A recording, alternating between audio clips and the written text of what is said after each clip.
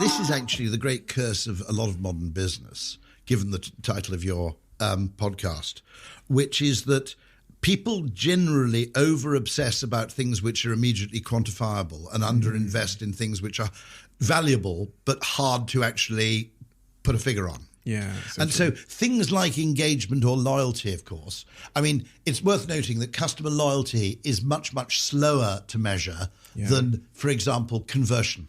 Yeah. And so the extent that money is invested in performance marketing or the bottom of the funnel relative to, let's say, wider brand fame, it's a widespread problem in the whole business world, which is that the money isn't necessarily being spent in the channels it is because it's more effective there, but simply because it's easier to prove that it has an effect. The truth of the matter is, the world will always be too uncertain for us to know who our customers are in advance. And therefore, since 97% of the potential customer base aren't in market at any given time, and therefore won't be uncovered by search or remarketing or whatever, spending money on the 97% of people in advance, ahead of times, is still a very effective thing to do.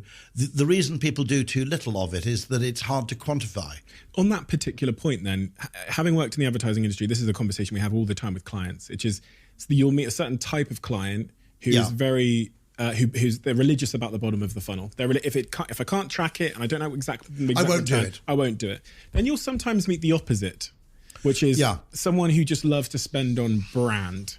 And I don't necessarily. They're both wrong. Yeah, I don't think they do. I mean, Mark Ritson, very good marketing professor, always talks about the importance of bothism, and he says it's vitally important that when I actually speak about the importance of brand marketing, that you do not interpret this as denigrating digital marketing. In fact, I go a bit further and say the bottom of the funnel, in many respects, is the thing you have to optimize first.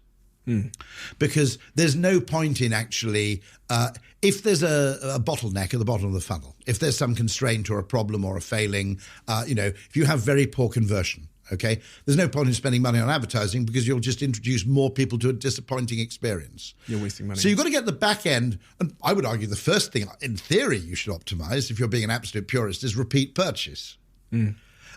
Because having gone through the expense to acquire these customers, and actually that's the metric that always fascinates me, because we were talking earlier about electric cars, and I said the question about electric cars isn't how many people are buying them. Okay, it's not what percentage of the new car market in the UK in July were plug-in vehicles.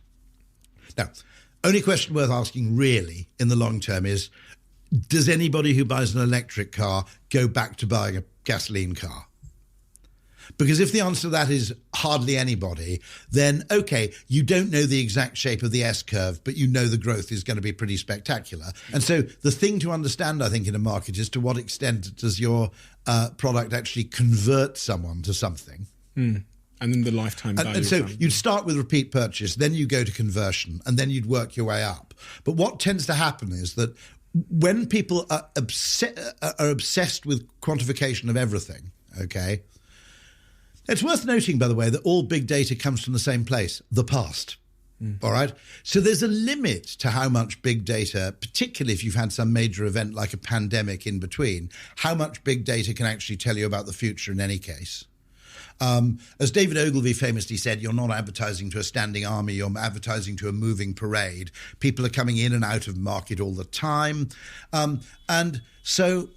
you're absolutely right. You get some people who are just fame junkies. And by the way, I suppose there are brand categories where that's appropriate. If it's sold through retailers, in other words, if it's mostly sold in the physical space, you might argue to an extent, for, let's say, a Burger King or a McDonald's, that's not a totally crazy position.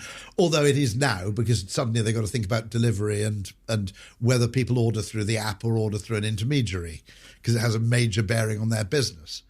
But at the same time, the tragedy is this idea of this false dichotomy between brand advertising and what you might call performance or digital marketing, as if you have to be in one camp or the other.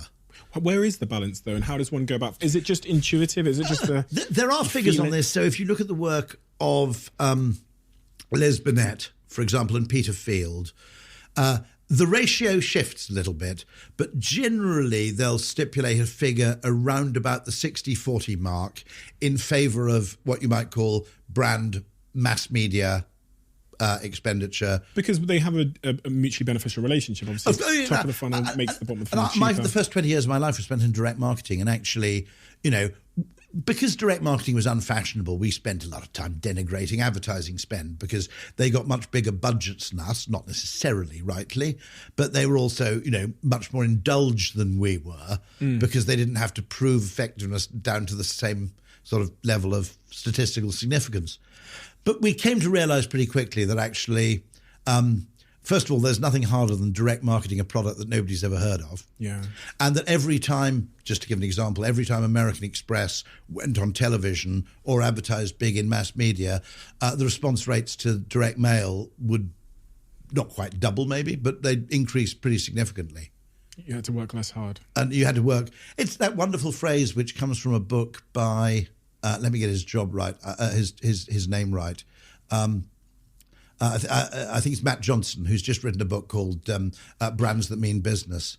And his wonderful line is, having a great brand means you get to play the game of capitalism in easy mode. Yeah, so true. And that's, and what is true is fame to some extent brings a load of benefits which aren't necessarily sales related. So, for example, you can cock up and your customers will be more forgiving. Yeah. Okay. Take the example of Apple. I mean, on a couple of occasions, Apple has produced products which had fairly major flaws, which might have proved pretty fatal to lesser brands. The famous phone where if you held it in the wrong way, it didn't make phone calls, for example. And given the reality distortion field around the Apple brand, people have passed over those incredibly rapidly. And so there are, people are less price sensitive. That's not easy to measure, by the way, as well. It's very easy to measure the extent to which something has an effect on sales, but the effect to which something has an effect on price elasticity and the extent to which you can command a premium. Because it's a great brand. Because it's a great brand is harder to measure because you don't have the counterfactual. When you sell something, the counterfactual is that you assume that you wouldn't have sold it otherwise. But if you sell something for a high price, you can't in fact determine that without your advertising you wouldn't have sold it for that premium price. So it's to some extent this quest for perfect measurement to reduce marketing to a kind of Newtonian physics is a bit of a false god. Ladies and gentlemen, the Diary of a CEO book is finally out. It's been published today. The 33 Laws of Business and Life. I've spent many years writing this book, but I've spent even longer, about a decade and a half, compiling the information that exists in this book. If you are somebody that has any intent at some point in your life of building something, whether it's building a great team at work, whether it's a football team, a netball team, a business, an organization, a charity, anything at all that you want to build that's going to require you to understand people, understand how to tell great stories, and maybe most importantly of all, understand yourself, then I believe this book is a must read. And I've written a book before. This is my second book, but this is the one. This is the book that will give you the most value. There's a link right now in the description below, and for 30 people that order the book and post it on their social media and tag me, you'll be getting a very special gold version of the book. Please read it. Then please message me on every social media platform and let me know what you think. Thank you.